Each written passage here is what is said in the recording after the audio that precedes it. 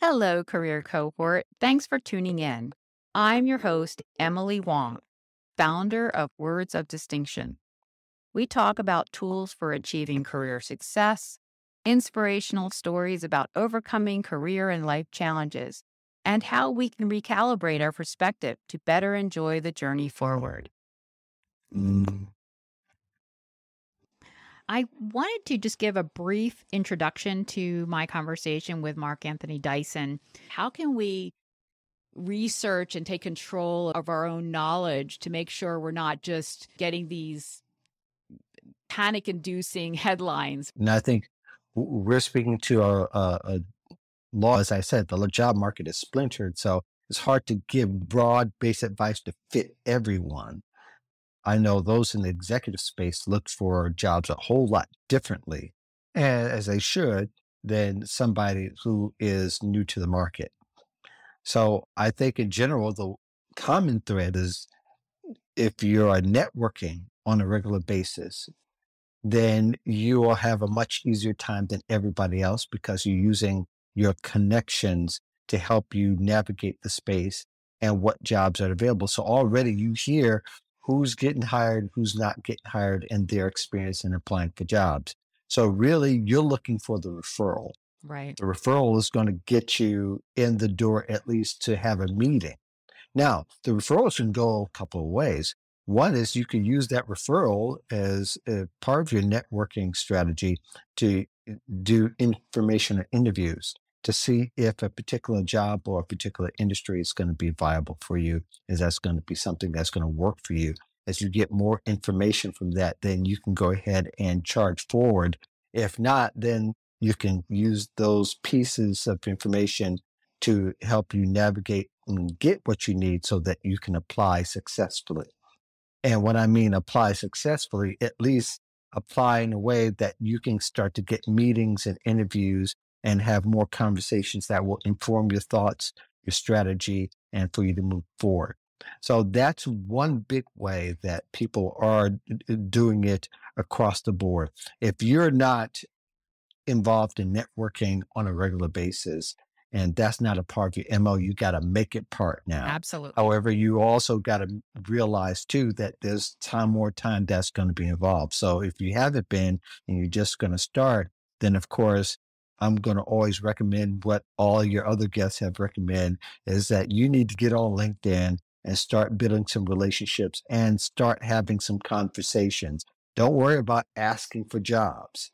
There are some people you might be able to read the room in general as people you connect with and say, hey, this person probably wouldn't mind me asking some straightforward questions. The other people, though, they're going to very carefully because their reputation to who they refer is on the line. So they want to know why you would be a good fit and why you would even ask. So you understand that the behavior and the culture is such that not everybody's going to invite when you first meet them and connect with them. So it's best to go with familiarity and use that to help navigate the space. So really you got the three ways is that if you're networking, you're going to be really successful. If you're not, you can still be successful, but it's going to take more time. You can use the networking information to navigate the familiar spaces, then maybe get the third, fourth person to introduce you to somebody that can hire, or you already have the familiarity where you can start and get going really quick. Then you use that information for information or interviews, or you're going to need to start from the very beginning and having a new LinkedIn profile, fill it out 100% all the way with a photo and start building some conversations around it, eventually building some kind of network for you on LinkedIn. And as well, that could work for the other social networks. But LinkedIn, everybody knows this is the place where we talk about our careers and how to navigate the job search space. Right. And there are people like you on there who's constantly sharing great information. And I think that the relationship part is so important. And it's not something that, as you said, it just doesn't happen overnight. You have to nurture that relationship. And of course, start by, if you don't know that person, then you can ask for an introduction from someone who's in your first degree network, then don't make it transactional. What value can you bring? And something I just saw talking about adding value and building relationships, this ties into what just happened at Oracle. There were a couple of the people who are getting laid off are highly skilled employees, and they have friends or connections even at Oracle who are broadcasting on LinkedIn. Hey, so and so has these amazing skills. Can we connect you because they're part of the Oracle layoff? I just love that. And that person who's doing that broadcasting, think of the seeds that person is sowing amongst the people they're helping. Someone like me who's reading that thinks that's a good person right there, right? That's the kind of person I'd like to have on my team. And you bring up an excellent point. This is something we have to understand as well about LinkedIn. Then your network is different than everybody else that's uniquely connected to you. In other words, if you are in tech, you're going to hear about tech jobs. If you have been in customer service or have been in management, or if you're an executive, those are the people who are going to behave like you. So everybody in tech, they are obviously that network in your network, they have this idea that we help each other because somebody helped me, so I'm paying it forward or I'm reaching back. And that is ideal. That's great. We have to understand not everybody posts the same as well. So in your nice industry, which is a career industry, we help each other through content and through connecting and having conversations like these, even if they're not recorded. I don't know how many conversations I've been a part of over the years that where it's not recorded. We have LinkedIn threads, or we have some other threads elsewhere in other social networks where we're giving information, like on Facebook is the Facebook pages, or Instagram. We know that we could speak a certain way and those people would understand. And I think there's something we really talk about is that you have to understand the personality of your network. You don't want to hear me, you can mute me or place me in a way, still stay connected, but place me in a way that you won't have to see my posts as often, but see the posts where you want to see it. So right now, if you're a job seeker, you want to see job postings, you want to hear some of the conversations and what makes me qualified for these positions or how I can get it. So you can set up your network in such a way and reach out to the people who are posting regularly. But there are people who aren't posting. You're probably not going to get a lot out of your news feed. So you're going to have to then maybe reach out to the people that you're most familiar with and depend on getting the introductions. And that's really trying to understand your network. So you have some time when you get into LinkedIn, then you can connect in such a way and connect in order the personality of your network and your industry. And that will make more sense to you than just in general expect everybody to be helpful. That's not going to happen. Thank you very much for joining me on the Voice of Jobs in this podcast. And I have a special guest with me, Marcelle Yeager is with me of CareerValet.com. She is former writer for U.S. News and World Report, and you'll probably find a bunch of other content out there, probably about 1,000 more pieces out there over time. How are you, Marcelle? I'm great. Mark, how are you doing today? I'm doing fantastic, and just talking a little bit about job search trends and what she's seeing with her clients and what solutions she's coming up with. And you're not based in the U.S. currently. Okay, you're based in Europe. Yes, I am in Lithuania, which is one of the Baltic states in Eastern Europe. So we are 7 hours ahead of the eastern coast of the U.S. But you serve clients all over the world. You've been doing so for about a decade now. Exactly, just over about 11 years. And most of our client base is in the U.S. That's where the company's based. And I have teammates in the U.S. and other parts of the world. But the reason I started the business, one reason, was my spouse has a job around the world every few years. So I needed a portable career, a portable business, and that's what brought this about. It's the best thing in the world. I know I love it and love the flexibility that you provide yourself with.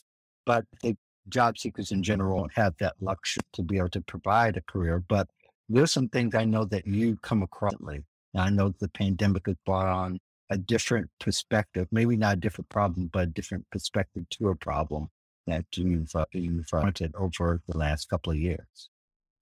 Absolutely. What's really striking to me is that people now are really trying to work to live instead of live to work. And that goes to what you're saying, Mark, about working from wherever you want and having the flexibility to work remotely. And because people want to do this work to live thing now instead of the other way around, what we're seeing is a lot of people are either talking about early retirement or actually going ahead and retiring early. I don't know if you're seeing the same thing, but it's something we've been noticing, I would say, in the past year and a half. Yeah, and I think people, it's a conundrum. I think there's those who have retired and able to do so, and not to say that the timing wasn't particularly what they had planned.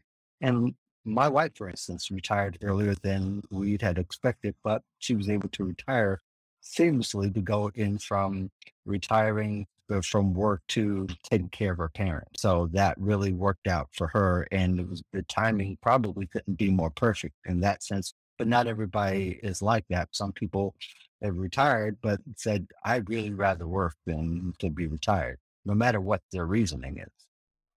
Exactly. We're seeing the same thing. And I think what is most striking is that a lot of folks, like in the federal government, are transitioning out earlier than expected and either trying to find, say, like a career in consulting on their own, picking up projects here and there, or going straight into the private sector in some other role that might be less demanding on their time or not make them have to go into the office 5 days a week and things like that to do, as you said, whether it's they have someone to take care of or they want to spend more time with their children and go to activities.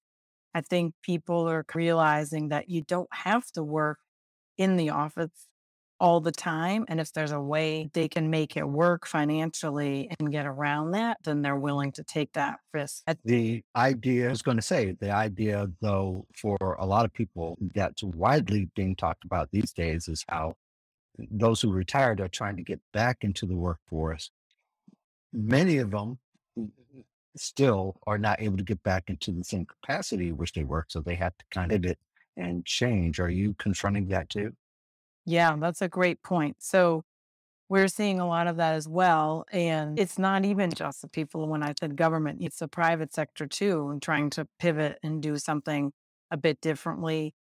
And it might be they want to work part time. Maybe they just want to work 6 months out of the year or 9 months and have those other months off. So we are seeing a lot of that. I'm seeing from some of the more demanding professions, right? Like teachers or even nursing. Fortunately, those industries are experiencing some difficulty because you're seeing a lot of people leaving those professions and trying to pivot into something different, right? That's less taxing. So we're seeing that there. Also, I think there's other people too who want to just go live somewhere else or who want to be able to travel. And so they're taking on other roles that might just be they might be very overqualified for, like, say, a data entry type of role just because they just want to live as they want to live. And so I think you're absolutely right. We're seeing people pivot out of all kinds of professions. Yeah. Now, I'm here with Marcelle Yeager of Career Valet. Or to get those two, depending upon where I live. What's very interesting now, too, is that nurses, particularly, and I have family of nurses, and some who are retired and some are not retired, but or health professionals, period, that they don't necessarily want to go back on the front lines like they've been. And but they don't know that there are other pivots they can make. Really, one of the solutions is just making people more aware of what their choices are.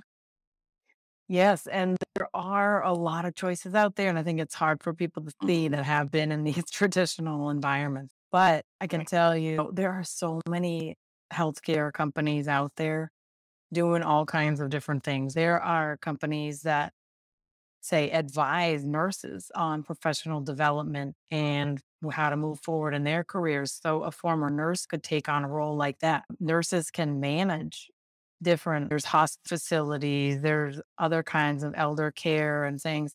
They can manage those things. They don't necessarily have to be on the front line or working with clients. In the same vein, in teaching, you can do curriculum development. There's a lot of e-learning possibilities now and in different environments where you don't have to be in the classroom, or content development for an e-learning platform. There's a lot of opportunities out there, I think, that have been brought on by technology that people can think about when they're making this pivot. Yeah, that they can do from home, that they can do from, they don't have to go back to the front lines, or maybe they can softly land somewhere else that's not at bedside in their instance. But I think in general, there are a lot of retired or pivoting job seekers that need to look at the whole breadth and not just rely on even just what their friend and their direct network actually would suggest, because there's a lot of unknown possibilities too that are out there. And I like the idea of content creation because that's a lot what we do. But that's also an undersold commodity that people can actually do, because it is something where you can display your expertise and help people still, and help even more people than you ever had before at one time. Absolutely. And I think one thing you can do is just think about what companies or organizations you're attracted to that might be in that field or complementary to that field. So there's like, when you talk about healthcare, you've got insurance companies, hospitals, private clinic. It runs the gamut, right? Of what touches the healthcare sphere. Same with teaching. And I think even if you were to go and look online, say on LinkedIn, and maybe take a look and look at other nurses who you worked with in the past, or just do a general search and see what some of those folks are doing now. It might surprise you. There might be some ideas you get, or names of organizations or companies, nonprofits, foundations, whatever it might be, where you can find something rewarding that you can also do, not be on the front line, as you said. Yeah, yeah. And even you can start by volunteering, even if it will get your foot in the door, you can kind of trial different areas so that you can perhaps step right into it, into a paid position sometimes, because a lot of people have done that. They start out volunteer and then they were able to pivot into the position, and sometimes even more than one position, where you can do one course somewhere, you can coach somewhere, and you can also do some other things outside of that. And maybe that might even be a better situation than you've had before, if you're not willing to go to those situations again where you are, you're exposed and that you're exhausted and that you have to work exhausted, or with patients, or even just not with patients. Teachers particularly also have to face that too. With teaching, a lot of people had to pivot, and they pivot to different areas where they can find themselves even fulfilling their purpose as far as their dream job and their dream situation. I love that idea of, I like to call it strategic volunteering, right? Because Yeah, you're kind of checking absolutely. it out for yourself. And the other thing I think people need to remember, especially if you're at a time in your career where you're already doing that pivot or thinking about retiring, is it's important to remember those positions count. Like, a lot of people always thought volunteering is unpaid. So a lot of cases, right? So you're going to not list that on your resume or your LinkedIn profile. And I wholeheartedly disagree with that, right? Because I think you're gaining experience. All experience is valuable. Employers don't care about that anymore. It's the experience that matters and your soft skills. So put it on your resume, put it on your LinkedIn profile. Don't think it's not a work experience worthy section. Absolutely. It's worked out. I've even gotten opportunities by listing volunteers just because. And a lot of times it's not particularly that you've done this job, but that you have the like-mindedness, that you care about people enough to give your time to a particular audience and particular need. And that's what people become enamored and impressed with. So sometimes that builds that possibility, not particularly even just the experience aspect. We're here with Marcelle Yeager of Career Valet. How can people find you? You can find me at www.careervalet, all one word, .com. Yes. And I'm sorry for butchering valet again. From where I come from, in some parts of the United States, we pronounce it differently. And I default to the one that's not practiced or thought about the most.